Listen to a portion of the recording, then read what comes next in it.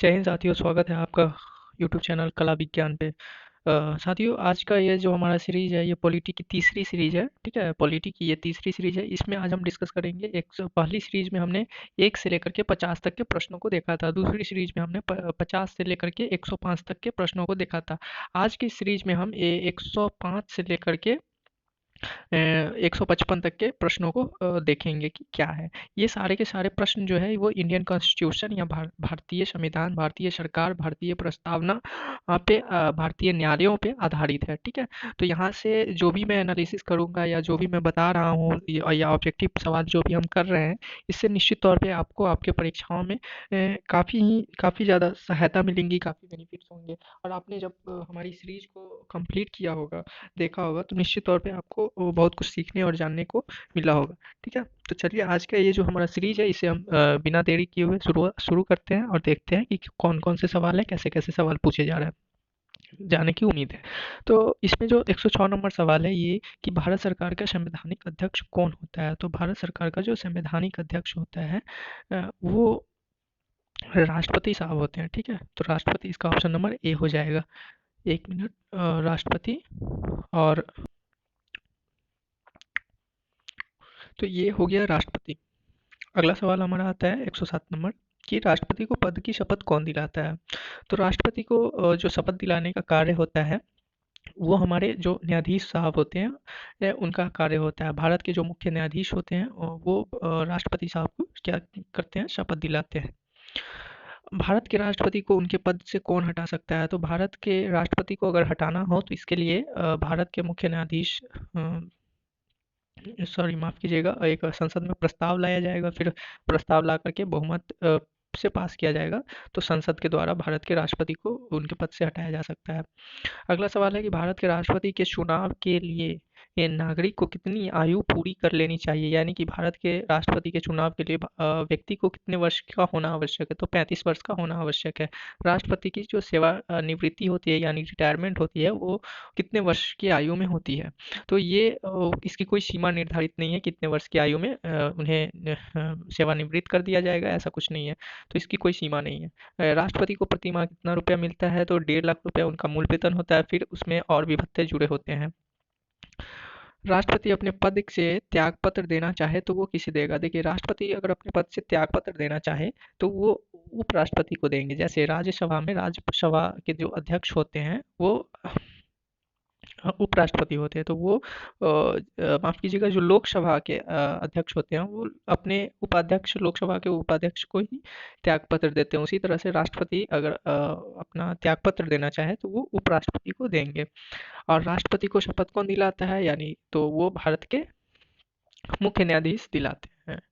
भारतीय संविधान के अनुसार राष्ट्रपति पद की रिक्ति भरनी होती है 6 माह के अंदर अंदर। भारतीय संविधान के अनुसार राष्ट्रपति की रिक्ति को भर दिया जाता है, भरना होता है।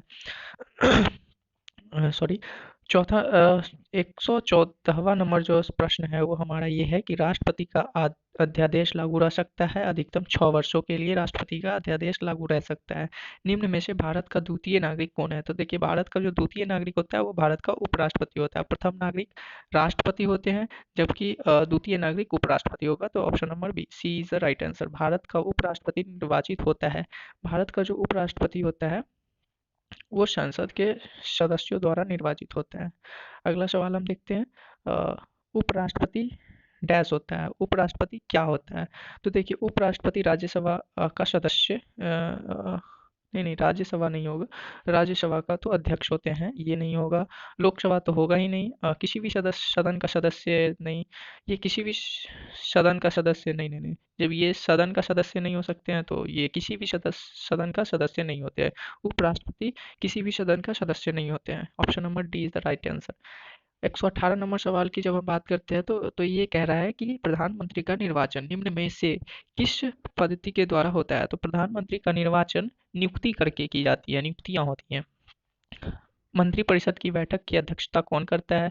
तो प्रधानमंत्री मंत्रिपरिषद की बैठक की अध्यक्षता करते हैं। योजना आयोग का पदेन अध्यक्ष प्रधानमंत्री होते हैं। पदेन अध्यक्ष का मतलब होता है समान अधिकार, यानी कि जो भारत सरकार में भारत का प्रधानमंत्री होगा वही योजना आयोग का अध्यक्ष भी होगा। ठीक है, अगला सवाल है कि भारत का प्रथम, हाँ, भारत का एक मिनट इसे हटा दूं, हाँ, भारत का प्रथम उप प्रधानमंत्री कौन था? देखिए ये एक तरह से जनरल नॉलेज का, जीके का भी सवाल आप कर सकते हैं कि भारत का प्रथम उप प्रधानमंत्री सरदार वल्लभ भाई पटेल थे।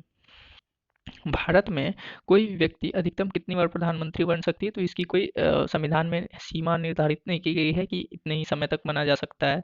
किसी भी कितने भी समय तक अनलिमिटेड टाइम्स भारत के प्रधानमंत्री बनाया जा सकता है, जनता के वोटों के आधार पर। भारत के प्रधानमंत्री की सेवानिवृत्ति की भी कोई आयु निर्धारित नहीं है, जैसे राष्ट्रपति का नहीं निर्धारित है वैसे ही प्रधानमंत्री का भी निर्धारित नहीं है। श्री नरेंद्र दामोदर दास मोदी भारत के 14वें प्रधानमंत्री हैं। मंत्रिपरिषद में शामिल नहीं होता है, तो मंत्रिपरिषद में क्या शामिल नहीं होता है? मंत्रिपरिषद में कैबिनेट सचिव शामिल नहीं होते हैं, क्योंकि ये कैबिनेट सचिव अलग रैंक के ऑफिसर होते हैं।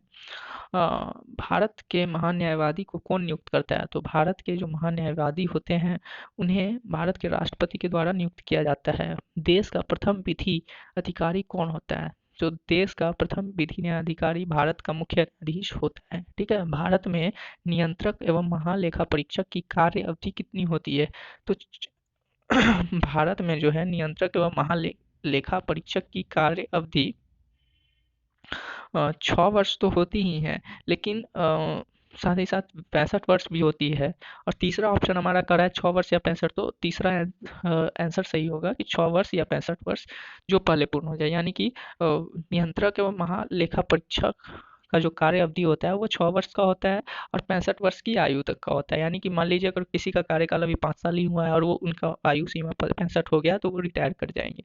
इसी तरह से अगला सवाल है कि कानून को लागू करने का कार्य करती है, तो कानून को लागू करने का कार्य कार्यपालिका करती है। जेबी वीटो यानी पॉकेट वीटो के तहत राष्ट्रपति किसी विधेयक को कितने समय तक रोक सकता है? तो राष्ट्रपति किसी भी वीटो को अनंत काल तक चाहे तो रोक सकता है। तो option number D is the right answer. ठीक है, भारत के राष्ट्रपति को कैसे चुना जाता है? तो भारत के राष्ट्रपति को एकल स्थानांतरणीय मतदान द्वारा चुना जाता है। इसी तरह से हमारा संसद में शामिल है, संसद में राष्ट्रपति शामिल है। संसद में क्या क्या शामिल है? संसद में राष्ट्रपति शामिल है, लोकसभा और राज्यसभा तीनों चीज़ें शामिल है। यही तो हमारे देश की खूबसूरती है कि हमारे संसद में लोकसभा और राज्यसभा के साथ साथ राष्ट्रपति को भी जोड़ा जाता है। ये बहुत ही महत्वपूर्ण सवाल है। भारतीय संसद की सबसे महत्वपूर्ण विशेषता क्या है? सबसे महत्वपूर्ण विशेषता ये है कि यहाँ इसमें राष्ट्रपति को भी शामिल किया गया है, अभी मैंने जिक्र किया था। निम्नलिखित में से कौन भारत में कानूनों को बनाता है? तो भारत में जो कानून बनाते हैं वो राष्ट्रपति और संसद के दोनों सदस्य, यानी कि हम जानते हैं कानून कैसे बनते हैं। तो पहले लोकसभा होता है, लोकसभा से ये राज्यसभा में जाता है, राज्यसभा से राष्ट्रपति के पास ये कानून जाता है। तो ऐसे करके कानून बनाए जाते हैं। तो इसका option number C is the right answer. भारत में संसद की इमारत को क्या कहा जाता है? तो भारत में संसद की जो इमारत है उसे हम संसद भवन कहते हैं, जो संसद का भवन है उसे संसद भवन कहते हैं। भारत की संसद को के लोकसभा को क्या कहते हैं? उच्च सदन, निम्न सदन, दाएं बाएं। तो दाएं बाएं तो होगा नहीं, आज तक हमने सुना ही नहीं, या तो उच्च होगा या निम्न होगा। तो ध्यान से सुने, गौर से सुने। भारत की संसद के लोकसभा को, जो लोकसभा होता है उसे हम निम्न सदन कहते हैं। पहले लोक होगा फिर राज्य होगा। लोकसभा को निम्न सदन और राज्यसभा को उच्च सदन कहा जाता है। ठीक है, इसे आप ध्यान रखेंगे। तो लोकसभा को क्या कहते हैं? निम्न सदन। भारतीय संसद के उच्च सदन को राज्यसभा कहते हैं। लोकसभा में चुनाव में शामिल होने के लिए न्यूनतम आयु कितनी होनी चाहिए? तो लोकसभा के चुनाव में शामिल होने के लिए जो न्यूनतम आयु है वो 25 वर्ष है, जबकि राज्यसभा के चुनाव में शामिल होने के लिए न्यूनतम आयु 30 वर्ष है। इसे गौर से सुनिएगा, ये सब क्वेश्चन आ सकते हैं। लोकसभा के चुनाव में शामिल होने के लिए न्यूनतम आयु 25 वर्ष है, जबकि राज्यसभा में 30 वर्ष है। अगला सवाल है हमारा अगला अगला सवाल हमारा क्या बनता है कि लोकसभा में अधिकतम सदस्यों की संख्या क्या है? 139 नंबर सवाल बेहद महत्वपूर्ण है कि लोकसभा में अधिकतम सदस्यों की संख्या 552 है। देखिए, जब भी अधिकतम सदस्य पूछे जाएंगे तो 552 होंगे। ठीक है, लोकसभा में अधिकतम सदस्यों की संख्या कितनी है? 552, जिसमें कि दो सदस्य राष्ट्रपति के द्वारा मनोनीत किए जाते हैं और 7 सदस्य जो होते हैं 7 सदस्य होते हैं। ये 7 सदस्य पीओके यानी पाक ऑक्युपाइड कश्मीर के क्षेत्र से लाया जाना था, लेकिन ये अभी पाकिस्तान के कब्जे में है, हमारा भारत का ये जम्मू कश्मीर वाला हिस्सा। तो ये 7 सदस्य तो आते ही नहीं है, बाकी दो सदस्यों पे राष्ट्रपति के द्वारा मनोनीत होते हैं। तो इस तरह से अगर हम देखा जाए तो 552 में से आप दो पहले माइनस कर दे तो 550 सदस्य हो गया, फिर 550 में से 7 घटा दे तो कितने हो जाएंगे, 543। 543 पे चुनाव होते हैं, ठीक है। तो इसका आंसर क्या हो जाएगा, 552। राज्यों से लोकसभा में कुल सदस्यों की संख्या कितनी है। राज्यों से लोकसभा में 140 में पढ़ रहा हूँ, 140 नंबर, कि राज्यों से लोकसभा में कुल सदस्यों की संख्या 530 है। लोकसभा में निर्वाचित सदस्यों की अधिकतम संख्या कितनी हो सकती है। देखिए फिर से लोकसभा, आप कंफ्यूज मत होइएगा, लोकसभा राज्यसभा में। आप गौर से सुने या वीडियो को फिर से देख ले, दोहरा ले, हो जाएगी चीज़ें। दोहराने की तो मुझे नहीं लग रहा है कि आपको आवश्यकता पड़ेगी। लोकसभा में निर्वाचित सदस्यों की अधिकतम संख्या कितनी है। तो लोकसभा में जो अधिकतम निर्वाचित सदस्यों की संख्या है वो 550। अधिकतम कितने कितने निर्वाचित हो सकते हैं, 550। देखिए गौर से सुनिए, अभी मैंने आपको क्या बताया, लोकसभा में अधिकतम कितने सदस्य होते हैं, 552। इसमें से 2 को राष्ट्रपति खुद मनोनीत करते हैं। ये 2 कैसे होंगे, तो ये एक्सपर्ट्स होंगे, विशेषज्ञ होंगे, या फिर वो अलग है, राष्ट्रपति। बस इतना जाने आप कि इसे राष्ट्रपति द्वारा मनोनीत किया जाता है।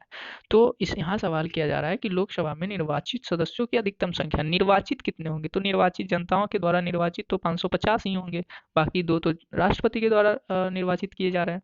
तो इस तरीके से इसका आंसर 550 हो जाएगा।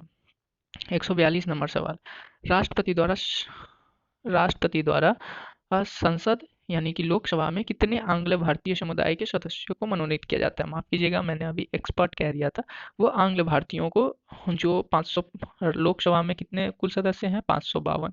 इसमें से 2 को राष्ट्रपति के द्वारा मनोनीत किया जाता है।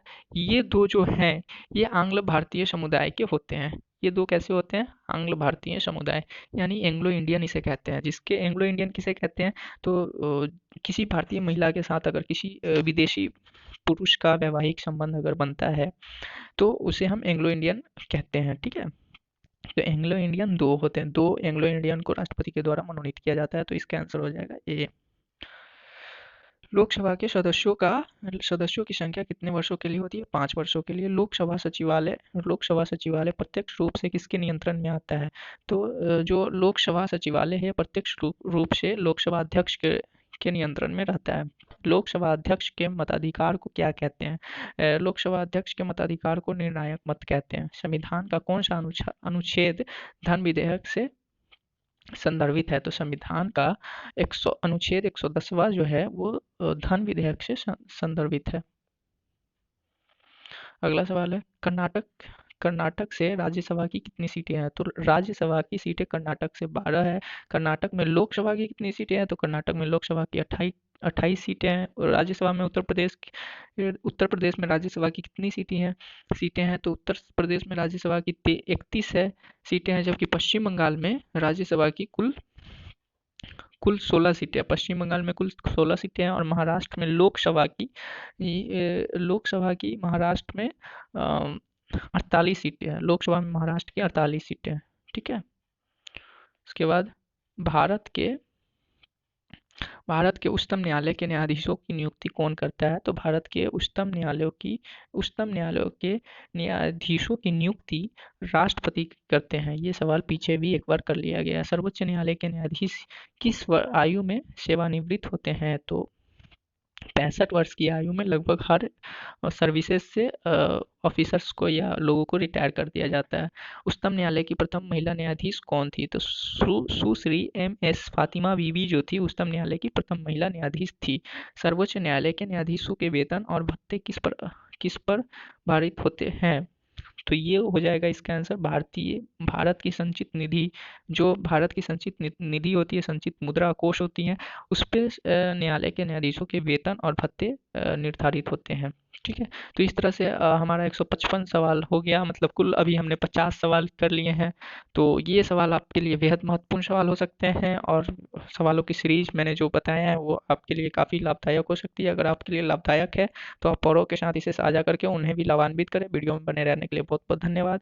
इसी तरह से हमारी अगली सीरीज भी आएंगी, और आने वाले समय में जब एक तो सीरीज के बाद ये जब इंडिया का ख़त्म हो जाएगा, जब भारत का हमारा सेशन एंड होगा, तो फिर हम स्टार्ट करेंगे यूके और यूएसए। यूके और यूएसए की सरकार और उसकी नीतियों को, सरकार और वहाँ की संवैधानिक नीतियाँ देखेंगे, और जानेंगे कि उसके, इस दोनों देशों में हमारे एग्जाम में क्या क्या महत्वपूर्ण सवाल हो सकते हैं या कैसे सवाल आते हैं। तो वीडियो में बने रहने के लिए बहुत बहुत धन्यवाद। आपका दिन मंगलमय हो, एग्जाम काफ़ी मंगलमय हो। जय हिंद।